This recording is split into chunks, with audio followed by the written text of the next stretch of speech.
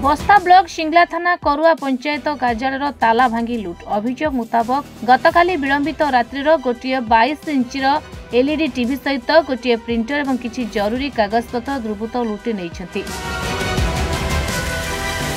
तेरे पंचायत कार्यालय मुख्य फाटक खोला बेले ताला भांगी तले पड़ा। खबर पाई सरपंच जयंत कुमार राणा, पंचायत निर्वाही अधिकारी दायित्व थिबा एडीओ सुभाष विश्वाल, जीआरएस स्वप्नेश्वर जेना पहुंची ब्लॉक प्रशासन और सिंगला थाना को लिखित अवगत करथिले। अभियोग को गुरुतर सहित ग्रहण कर सिंगला थाना अधिकारी भुवन मोहन सेठी 196/24 मामला रुजु करी एएसआई गोपाल प्रसाद हेम्ब्रम, कनेस्टेबल श्यामसुंदर माझी और एपीएफ रेंग चातर सदल बेले घटनास्थल में पहुंची साइंटिफिक टीम और संधानी कुकुर सहायता घटनार अधिक तदंत जारी रखिछन्ति। विलंब राति चोर मैंने आसी आम पंचायत ताला भांगी आमर 52 इंचर गोटे टीवी एवं प्रिंटर चोरी कर नहीं जाइछन्ति एवं अन्यान्य कागज पत्र तो आम विशेष जानी पारुने तेणु ताकू भी प्राय नहीं मोर आशा आउ कथा होची सरकार सरकारी पंचायत भी सुरक्षित नुहति जनसाधारण भी कते सुरक्षित पंचायत सरपंच हिसाब रे कोन दाबी करिवे? मोर दाबी होची सरकार पंचायत की टीवी देला, प्रिंटर देला, इन्वर्टर दउची, सब किछि सरकार जुग होची, किंतु पंचायत ऑफिस सामने गोटे लाइट व्यवस्था करिया दरकार, पंचायत गोटे पियन निश्चित निहाती दरकार एवं सीसी कैमेरा रो निहाती प्रयोजन दरकार। तेणु एतिकी जो सरकार करते किसी न करिकी सीसी टीवी जदि लगाते ताने जनसाधारण भी आम भी उपकृत होते, जनसाधारण भी उपकृत होते।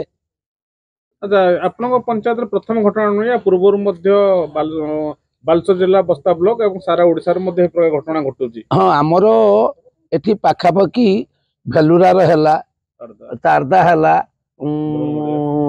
मुकुलिसी होईची, बरुणगड़िया होईची। विभिन्न पंचायत ये भलिया चोर माने चोरी करुचंती।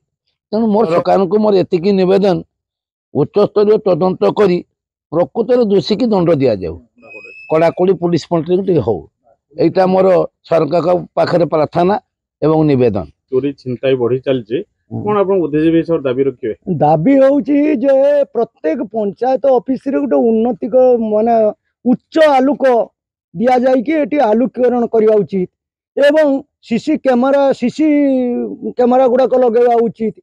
ये बाबद रे बस्ता ब्लॉक रे तो विभिन्न पंचायत रे बार बार चोरी हलानी। एटा हम सिंगला ये थाना पे एटा गोटे चोर माने गोटे चैलेंज सृष्टि कलेनी। समग्र ओडिशा पुलिस पे गोटे चैलेंज, ये समग्र ओडिशा पे गोटे माने चैलेंज सृष्टि होची। बार बार एते आधुनिकरण हैला परे पंचायत ऑफिस रे एलसीडी एवं विभिन्न कंप्यूटर दबा परे भी मध्य कंप्यूटर विभिन्न सरंजाम देला बेलू एठी ना गोटे वॉचमैन दिया होची, ना कौन दिया होची, ना आलोक उच्च आलोकर व्यवस्था कराउची, आलोकर व्यवस्था भी किछि नाही। किंबा पुलिस मध्य कड़ाकड़ी भाव में गोटे पेट्रोलिंग दायित्व भी रहुनी, जेटा कि राति गोटे पेट्रोलिंग करवा कहीं पेट्रोलिंग दायित्व भी किसी रहुनी। अनेक समय देखा होची पुलिस पेट्रोलिंग करथले भी लोकन को प्रति कोहल मनोभाव रहउची, जहा फलर चोर माने गोटे गोटे चैलेंज कला रकम जदि गाँ गहली भितर करुआ ग्राम पंचायत चोरी हबो ताहले आमे काहाकू कहबा किए सुनिबो?